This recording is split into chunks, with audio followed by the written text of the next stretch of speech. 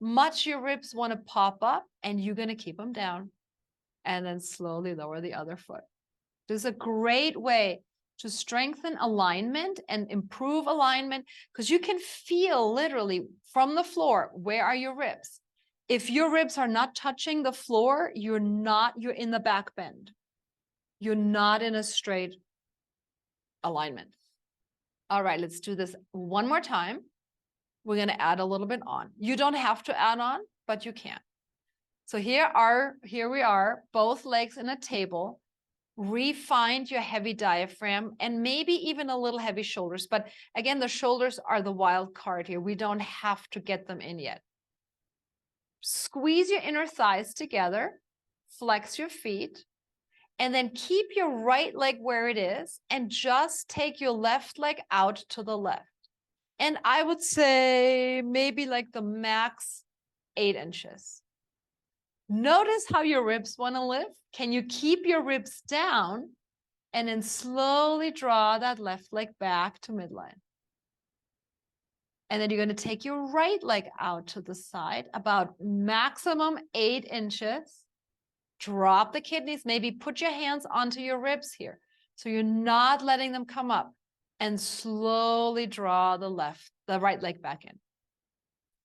I hope you can feel, we'll go to the left, how hard it is, how much effort and work it is to stabilize, because your right hip stays heavy as that left knee goes out to the left.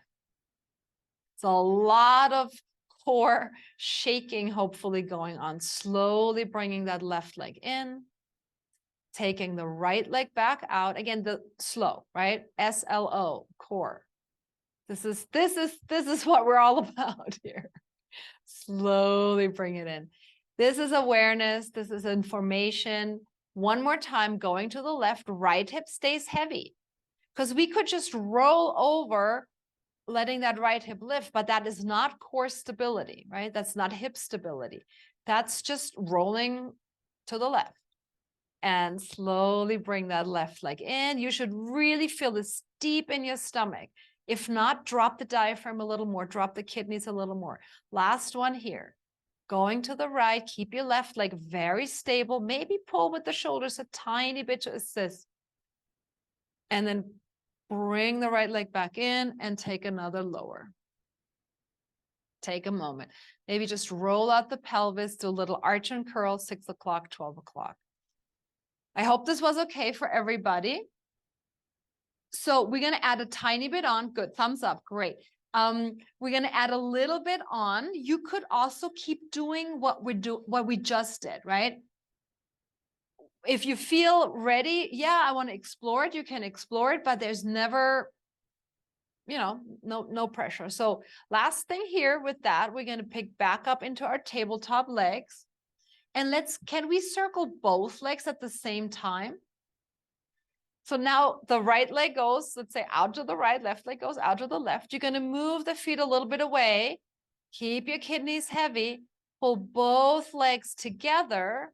Keep the kidneys heavy. And then pull both knees towards your face, but not tucking your pelvis.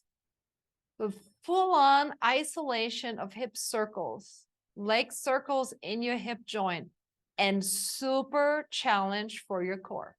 Keep your ribs heavy. Notice any tiny lift, especially around the lumbar kidney area, is going to result in a little too much work in the low back. And that's not what we want. Make your circles the size of a penny. I don't care. Don't make them big, but find the integrity and the power in your core. And then reverse the circles. And again, you can just do one leg out, the other leg out, one at a time, right?